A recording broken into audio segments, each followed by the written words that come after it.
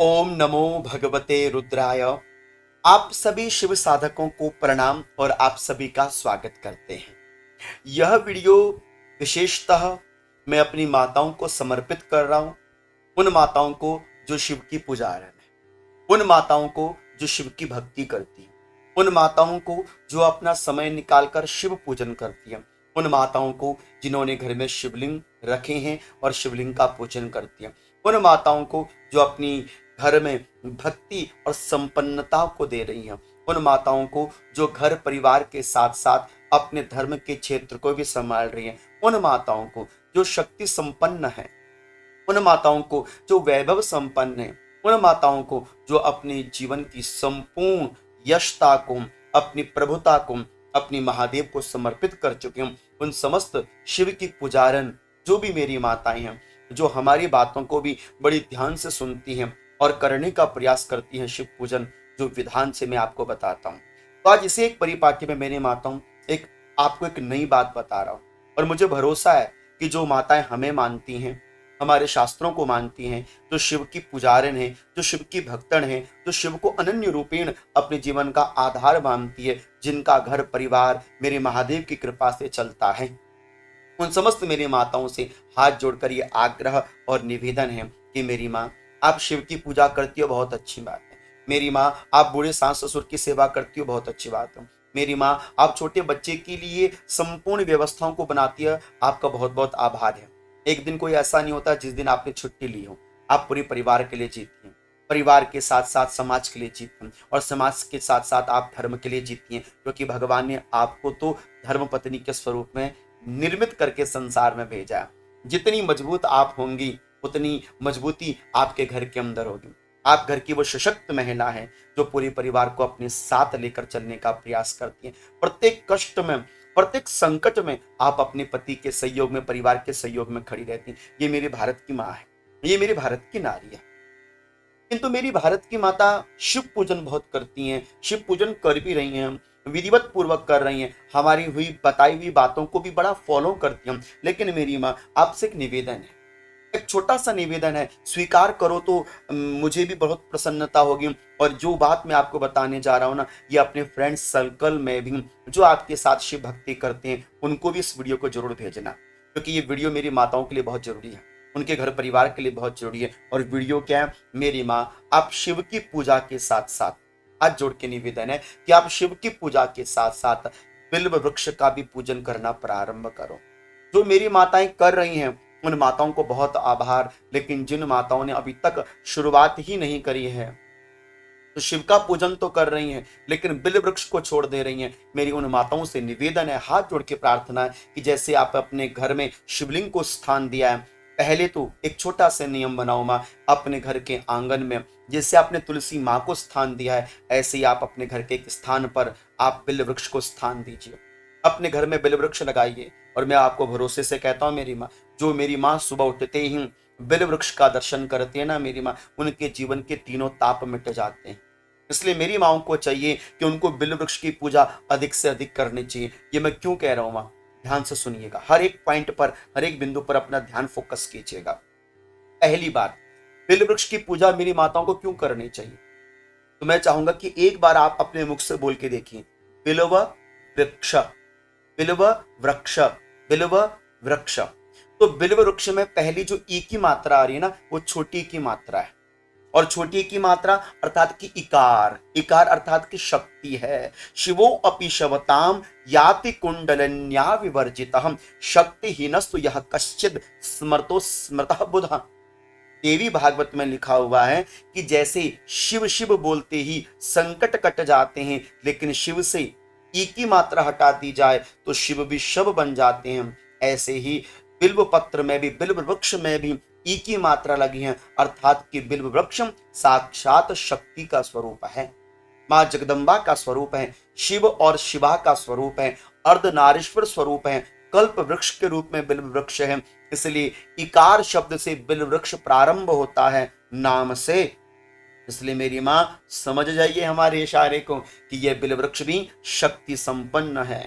इसलिए मेरी माताओं को शक्ति की अर्चना करनी चाहिए, छोड़नी नहीं चाहिए। और जो शिव की पुजारन है मेरी माताओं को, उनको तो बिल्व वृक्ष की पूजा छोड़नी ही नहीं चाहिए किसी भी हालत में, क्योंकि पहली शक्ति की संपन्नता तो बिल्व वृक्ष में ईकार शब्द से ही हो जाती है। इसलिए आपको बिल्व वृक्ष का पूजन करना चाहिए, उसके बिना बल्ब वृक्ष बन जाता, कोई महत्व ही नहीं रह जाता। इसलिए पहली शक्ति संपन्नता से, शक्ति के स्वरूप से बिल्व वृक्ष ओत प्रोत है, इसलिए आपने बड़ी निष्ठा से बिल्व वृक्ष की पूजन करना चाहिए।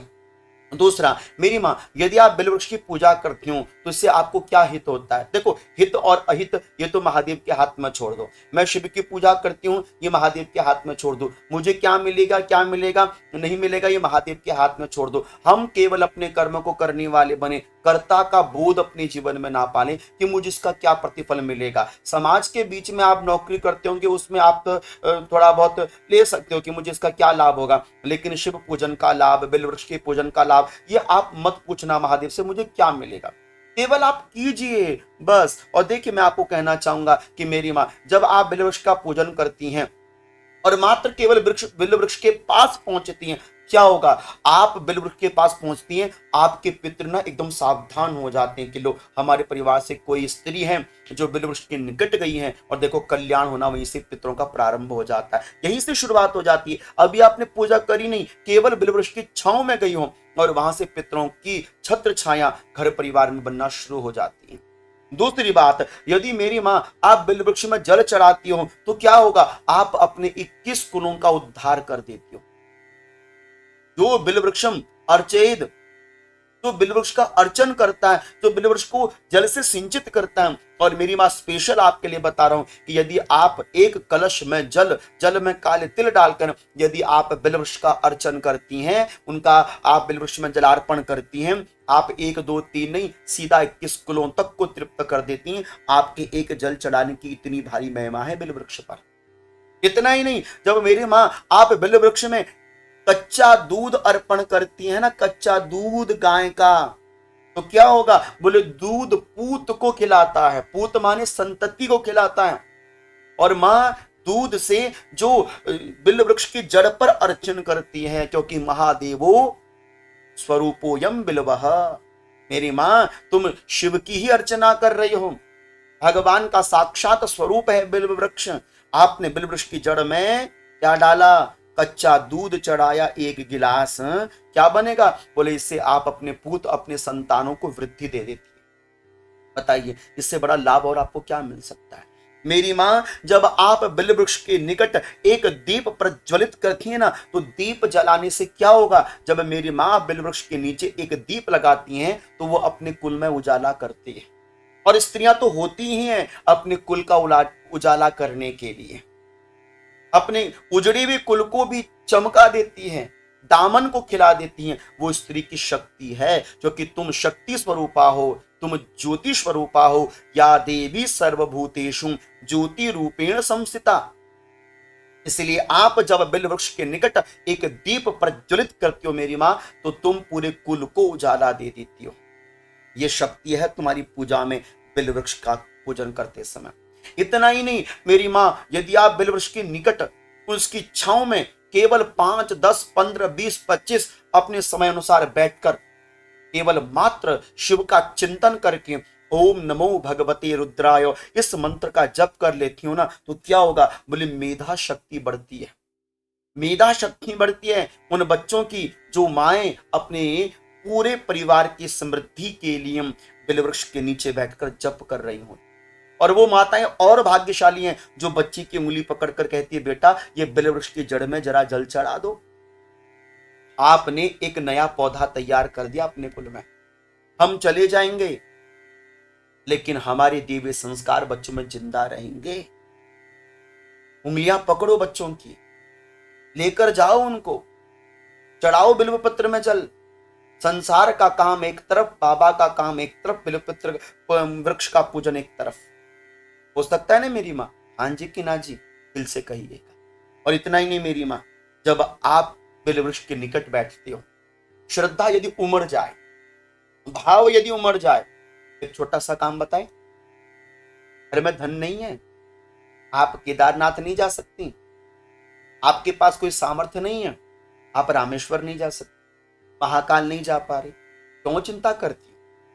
बगल की सहेलियां तो का महाकाल जाके आ गई, बगल की सहेलियां तो केदारनाथ जाकर आ गई, बगल की सहेलियां तो सोमनाथ जाकर आ गई, बगल की सहेलियां तो रामेश्वरम जाकर आ गई। मैं अभागन क्यों नहीं जा पाई? अभागन नहीं है आप भाग्यवान हैं और मेरे बाबा आपके पीछे हैं, आपके लिए खड़े हैं। बस आप एक छोटा सा काम करो। मेरी माँ, बेल का पेड़ होता है ना, बेल वृक्ष होता है, उसकी जड़ में मिट्टी होती है, थोड़ी सी मिट्टी इकट्ठा करो, दोनों हाथों से मिट्टी इकट्ठा करो और शिवलिंग की आकृति बनाओ। और जब मिट्टी इकट्ठी करके आप शिवलिंग की आकृति बनाओ ना, ओम नमो भगवती रुद्राय, ओम नमो भगवती रुद्राय करते हुए शिवलिंग की आकृति बना दो। मेरी माँ, भरोसा मानना, मेरे बाबा का वचन है और अन्यथा कभी नहीं जा सकता। और क्या कहते हैं? कहते हैं कि जो बिलवृक्ष की जड़ के नीचे जल और शिवलिंग बनाकर जलार्पण करता है, वह क्या करता है? बोले उसके जीवन में मेरे महादेव कभी अभागापन देते नहीं है। फिर तुम्हें किसी और तीर्थ में जाने की आवश्यकता नहीं, आपने सारे तीर्थ अपने सामने बुला ली। इतनी शक्ति संपन्नता है आपके पूजन में। और आप कहते कि मैं भागन हूं, मैं यहाँ नहीं, मैं वहां नहीं। जिस दिन बाबा देगा उस दिन आप जाना, लेकिन जब तक नहीं हो पाता, नहीं जा पाते, शरीर कष्ट दे रहा है, इतनी लंबी यात्रा नहीं कर सकते, तो क्यों आप अपने आप को इतना परेशान करते हैं? बिल्व वृक्ष की जड़ के नीचे बैठो, वहीं से मिट्टी उठाओ और छोटा सा शिवलिंग बनाओ बनाओ बनाओ, इतना सा शिवलिंग बनाओ और उसमें दूध, उसमें जल, उसमें पत्र, उसमें पुष्प, उसमें कनेर का पुष्प, उसमें शमी का पत्र, उसमें आप कि काला तिल, जल सब अर्पण करो। बाबा वहीं पर ही बैठे हुए हैं। जब शिव जी कहते हैं कि ये मेरा रूप है, मैं ही साक्षात बिल्व वृक्ष हूं, तो फिर आप दर दर दर दर दर दर क्यों भटकते? इसलिए मेरी मां, जब आप मिट्टी का शिवलिंग बनाते हैं ना, अकाल मृत्यु उस घर के अंदर नहीं, दुर्भक्ष अकाल नहीं पड़ता उस घर में, अन्न धन की कमी नहीं रहती उस घर में। जो बेल वृक्ष की जड़ की शिवलिंग निर्मित करके उसका पूजन कर लेता, वो पार्थिव पूजा होगी आपकी। कोई बड़े बड़े विधान नहीं चाहिए, केवल हृदय में श्रद्धा उमड़नी चाहिए। और एक छोटी सी बात बताऊं मां, मैं इतना ही नहीं, जब आप बिल्व वृक्ष की परिक्रमा करते हैं, परिक्रमा देते हैं ना, 7 बार, 11 बार, 3 बार, जब आप बिल्व वृक्ष की परिक्रमा देते हैं, क्या होगा मेरे माँ? आपके घर में लक्ष्मी पीछे पीछे चलकर आती है। क्यों? क्योंकि शास्त्र कहते हैं कि सर्व काम प्रदम बिल्वम दारिद्र्य विनाशनम बिल्व पत्रा परम नास्ति ये न तुष्यति शंकर। शंकर जी को बिल्वपत्र से प्रिय कुछ नहीं, और माता लक्ष्मी तो बेलपत्र में ही वास करती है, बिल्ववृक्ष की जड़ में वास कर रही होती है। और आप विचार करके देखो, जब आपने बिल्ववृक्ष की परिक्रमा करी तो लक्ष्मी आपकी परिक्रमा करते भी आपके पीछे पीछे चलती है। आदित्य वर्णे तपसोति जातो वनस्पतिस्तव बिल्ववृक्षः तस्य फलानि तपसानुदन्तो यान्ति रायाश्च बाह्या लक्ष्मी। आप लिंग पुराण को पढ़िए, लिखा हुआ है कि जिसके घर में बिल्व वृक्ष है, जो बिल्व वृक्ष में दीप दान करता है और जो बिल्व वृक्ष की परिक्रमा करता है, लक्ष्मी उसकी परिक्रमा करते उसके द्वार तक पहुंचती है। लक्ष्मी का मतलब नहीं कि तुम करोड़पति बन जाओगे, लक्ष्मी का अर्थ है कि तुम्हारे घर में जितना भी धन होगा वो आपको सुख देगा, समृद्धि देगा, यश देगा, बरकत देगा, आपको विचलित कभी नहीं होना पड़ेगा। इतना बड़ा सामर्थ्य है बिल्व वृक्ष की पूजन करने का। और एक छोटी सी बात बताएं मेरी मां, आपको कभी मौका मिल जाए ना, तो यदि कोई पका हुआ बिल्व वृक्ष, बिल्व फल मिल जाए, अथवा आपको बेल का फल मिल जाए ना मेरी मां, उस बेल के फल को शिवलिंग में चढ़ा दो, श्री का निशान बनाकर, श्री का चिन्ह बनाकर, जो लक्ष्मी का चिन्ह होता है, श्रीफल कहा जाता है उसको, लक्ष्मी का स्वरूप माना जाता है, वो शिवलिंग में जाकर अर्पण कर दो। शिव पूजा कहीं होती है वहां जाकर अर्पण कर दो, शिवालय में जाकर अर्पण कर दो, अथवा अपने घर के मंदिर में शिवलिंग के पास अर्पण कर दो। बाद में समय मिलेगा तो गंगा जी में प्रवाहित कर देना।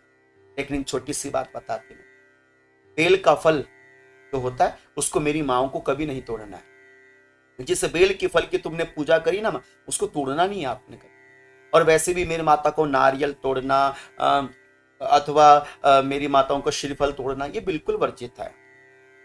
तो बेल का फल है वो मेरी माओ को नहीं तोड़ना चाहिए, वंश वृद्धि के लिए हो सकता है। और इतना ही मेरी नहीं मां, मेरी मैं चाहूंगा कि यदि आप बिल्व वृक्ष का पूजन करें तो श्रृंगार यदि आपको भगवान ने दिया है मांग में सिंदूर भरने का सौभाग्य है, गले में मंगलसूत्र है, तो मैं चाहूंगा मेरी माँ आप श्रृंगार के साथ बेल वृक्ष की जड़ में जल दिया करो। कई मेरी माताएं जिनका विवाह हो जाता, सुनी सुनी मांग लेकर वो शिव जी पर जल चढ़ाती, शिव जी का पूजन करती, बेल वृक्ष का पूजन करती। नहीं, तुम देखो शिव जी ना बिना शक्ति के नहीं रह सकते, और बिना शक्ति के शिव का पूजन नहीं हो सकता। शिवो अपि शवता, शिव स्वयं कहते हैं कि शक्ति के लिए तो मैं झुक गया। तब मां भगवती का प्रचंड विकराल रूप देखा तो भगवान उनके चरणों के नीचे लेट गए। तो शक्ति के आगे सब नतमस्तक हो जाते हैं। तो शिव भी शक्ति और शक्ति ही शिव है। इसलिए मेरी माओ आप सोनी मांग लेकर शिवालय में जल मत चढ़ाया करो। बिल पत्र में, बिल वृक्ष में आप सोनी मांग के साथ, गली में कुछ नहीं है। कई माताओं का विवाह खाली खाली गला रहता है, ना जाने क्यों ऐसा दुर्भाग्य अपने जीवन में पाल। जिनका विवाह नहीं हुआ उनको तो हम मान सकते हैं, जिनका विवाह होके नहीं रही बेचारी साध्वी हो गई उनका मान सकते हैं, लेकिन जब आपको भोले बाबा ने सुहाग दिया तो आप पूरा पूरा पर्याप्त रूप से क्यों नहीं करते? जब आपकी पायल की खनक शिव जी के द्वार तक पहुंचती है ना, तो देवताओं के कान खड़े हो जाते हैं कि कोई आई है हमारे द्वार पर पुजाना। और आजकल देखा जाता ना माताओं के पैर में पाजब है, ना पायल है, ना गले में सूत्र उन्होंने पहना कोई, ना मांग में सिंदूर है, ना माथे पे बिंदी है, और फिर कहती हैं कि हम तो सनातनी परंपरा में जीने वाली माताएं। ये बोझ नहीं है, ये आपके जीवन का ओझ है। सौभाग्य है कि आपको भगवान ने अभी तक दिया है, तो सौभाग्य का आप लाभ उठाइए, अपने महादेव को प्रणाम कीजिए। तो क्या आप देखना, मैं जब भी शिव की चर्चा करता हूं तो शिव की अकेली चर्चा नहीं करता है, क्योंकि शिव जी के बगल में माता शक्ति बैठी है। आप कोई ऐसा मंदिर दिखाइए जहां पर शिव के साथ शक्ति ना बैठी हो। अगर भोले बाबा अकेले ही बैठे हैं, अर्थात कि वो अपने वैराग्य रूप में है, और जब शक्ति के साथ बैठे हैं तो वो परिवार के रूप में। और जिनके परिवार में शक्ति होगी वहां रिद्धि सिद्धि के दाता गणपति नहीं होंगे क्या? जिनके परिवार में शिव और शक्ति संग में होंगे क्यों, तो वहां पर क्या कार्तिक के रूप में पुरुषार्थ उत्पन्न नहीं होगा क्या? जिनके घर में शक्ति और शिव एक साथ होंगे तो क्या वहां पर नंदी के रूप में धर्म की प्रवृत्ति बढ़ेगी नहीं क्या?